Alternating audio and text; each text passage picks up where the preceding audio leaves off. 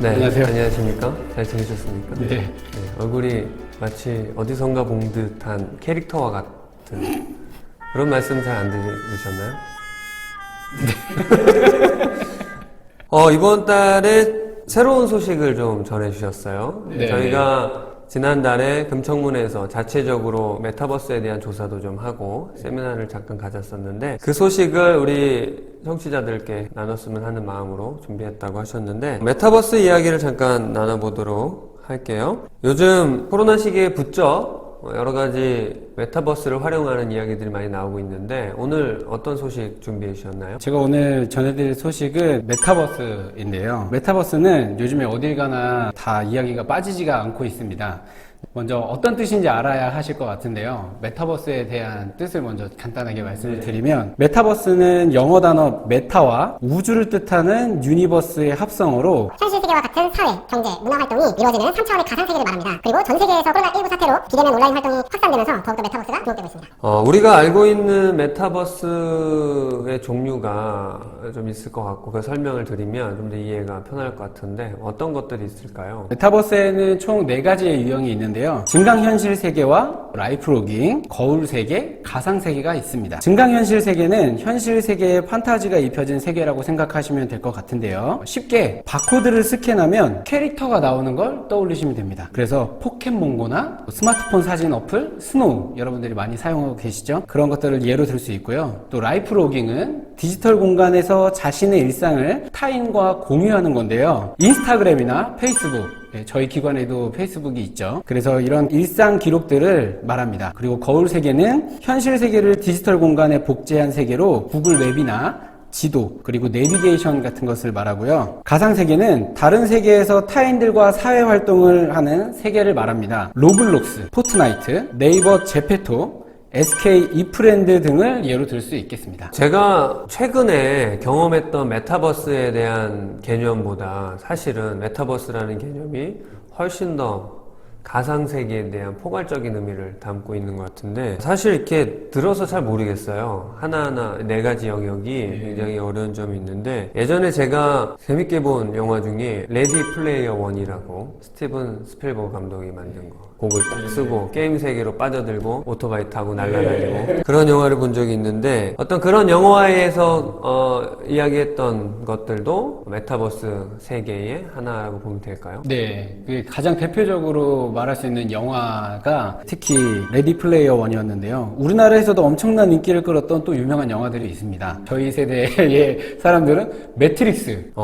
매트릭스가 이번에 또 4가 나온다고 하죠. 그리고 엄청 유명한 아바타. 아바타는 아바타 자체가 지금 고유 명사로 사용돼요. 네. 그럼 저도 그 레디 플레이어 원을 정말 인상 깊게 봤어요. 왜 그렇게 봤냐면 머지않아 그런 시대가 오겠다 이런 생각을 했는데 요즘 청소년들을 위해서 어떤 다른 방법으로 메타버스가 활용된다고 들었어요. 그 부분도 좀 소개를 부탁드릴게요. 최근 코로나19 바이러스로 인해서 직접 만나서 콘서트를 할 수 없다가 보니까 포트나이트라는 게임에서 해외 유명 래퍼 트래비스 스캇 콘서트를 개최를 했는데요. 이날 콘서트에 참여한 사람이 1230만 명에 참여를 했다고 하고요. 단 하루 수익이 216억이나 됐다. 이야. 1230명이면 우리 국민의 5분의 1 정도 되는 어마어마한 숫자인데 이게 현실 세계에서는 사실 가능하다고 생각들기가 좀 어렵잖아요. 공간도 마련하기 어렵고 그런데 메타버스 안에서는 이 많은 인원이 함께 참여해서 콘서트를 관람할 수 있다. 엄청난 세상이 열렸네요. 우리나라도 메타버스를 활용한 팀이 있는데요. 엄청 유명한 팀이죠. BTS, 그리고 블랙핑크, 그리고 에스파 이런 가수들이 이미 메타버스에서 공연도 하고 팬미팅도 하고 있는 상황입니다. 이미 뭐 일종의 연예계 그쪽에서는 메타버스를 이 코로나 시기에 굉장히 많이 활용하고 있었다는 거 중요한 지점을 말씀해 주셨고 메타버스를 우리가 언급할 때 사실은 이제 청소년 기관들 청소년들이 이용하는 여러 시설들에서는 이 메타버스를 어떻게 활용하는지가 굉장히 궁금했는데 최근에 청소년 수련 시설에서도 많이 활용하는 것 같아요. 이미 청소년 재단에서도 현재 비대면으로 만나야 하는 경우에 온라인 줌으로 상담으로 만나서 회의를 진행하곤 했습니다. 그런데 이제 메타버스 안에서 회의도 진행을 하고 만나서 함께 단체 사진도 찍습니다. 특히 성남에서는 분당 판교 청소년 수련관에서 청소년 방과후 아카데미 특별 프로그램으로 이프랜드 어플을 활용해서 하남 덕풍 청소년 문화의식과 사이버 체육대회를 개최했다고 합니다.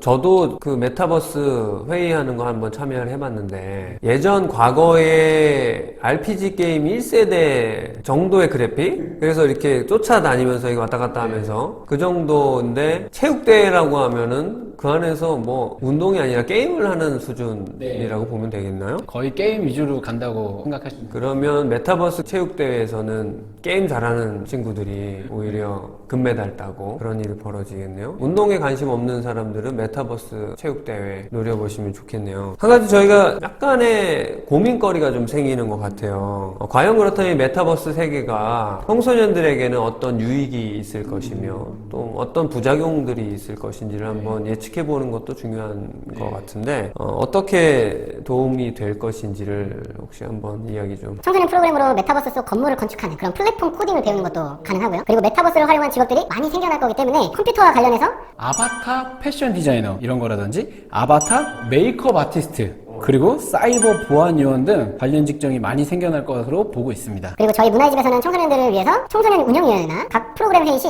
비대면에서 익숙해져 있는 청소년들과 플랫폼 속에서 만날 수 있고요. 그리고 학교폭력이나 가정폭력, 상담이 필요한 현장에서 만날 수 없는 청소년들과 만나기를 꺼려하는 청소년들을 위해서 메타버스 플랫폼 안에서 상담소를 운영할 수도 있을 것 같습니다.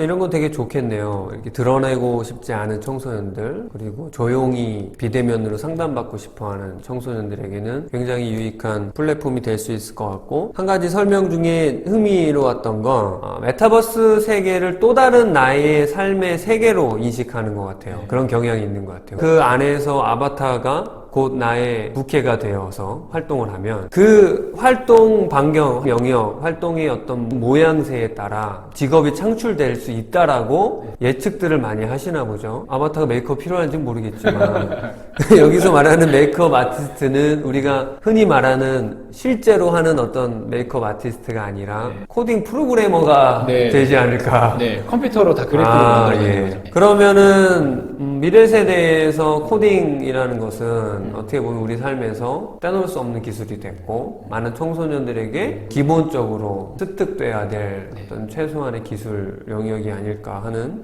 생각도 좀 들게 되네요. 여러 가지로 메타버스를 활용을 해볼 수 있을 것 같아요. 저희 기관에서도. 메타버스에 대한 이야기를 좀 더 들어가 보면 장단점에 대해서 좀 더 구별되어서 이야기를 해주시면 이해하는 데 도움이 될 것 같아요. 메타버스의 장점은 현실을 갖고 있지 않은 옷이나 신발을 갖는 것처럼 현실에서 불가능한 일에 메타버스에서는 무엇이든지 될 수 있고, 비대면 상황에서 현실에 적응을 못하거나 지친 사람들이 사람들과 자유롭게 소통하면서 치유받거나 또 우울한 마음을 없앨 수 있다는 점이 큰 장점이 될 수 있을 것 같습니다. 그런데 이제 단점은 게임적인 성향이 강하고 또 서로 모르는 사람이 만나다 보니까 개념 없이 무리하게 구는 사람도 있고요, 욕이나 인신공격을 하는 사람들도 있고, 또 오히려 가상현실에 너무 빠져들어서 현실은 보잘것없다고 생각하는 사람들이 생기는 걸로 예측하고 있습니다. 그리고 마지막으로 디지털 화면을 지속적으로 계속 보게 되다 보니까 눈이나 목이 안 좋아지는 또 건강 문제가 생길 것으로 예상되고 있습니다. 그렇군요. 저도 좀 그런 우려가 좀 돼요. 보통 일본이나 저희 나라도 이제 은둔형 외톨이 문제들이 청소년 영역에서 좀 부각되고 있는데, 게임이나 가상세계가 도피처가 될 수 있는, 좋은 도피처가 아니라 은둔하게 되는 도피처가 될 것 같고, 제가 얼마 전에 롤이라는 게임을 엄청 잘하는 청소년하고 이야기를 나누게 됐어요. 근데 그 친구도 롤이 단점이 많다고 얘기를 하더라고요. 근데 게임 자체가 아니라 게임 안에서 오고 가는 대화들, 욕설들, 그러면서 그 안에서도 왕따가 일어나고 뭐 그런다고 하던데, 언어적인 부분들은 사실 규칙이라든지 좀 정리정돈이 돼야 될 필요가 있다라는 생각이 좀 드네요. 오늘 메타버스 소식을 전해주셨는데 메타버스를 어떻게 알게 되셨어요? 제가 메타버스를 알게 된 건요, 저희 센터장님께서 우리 기관을 위해서 홍보할까요?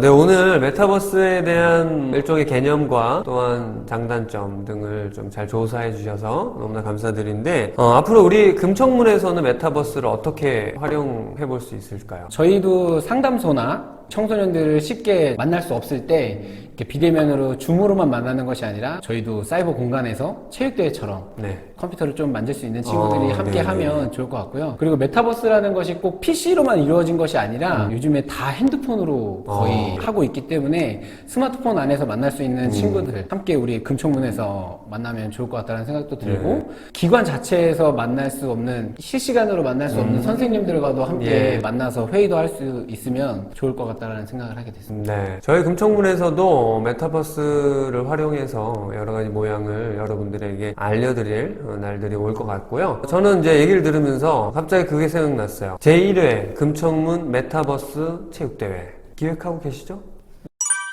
여러분, 조만간 찾아뵙겠습니다. 찾아뵙겠습니다. 감사합니다. 네, 감사합니다.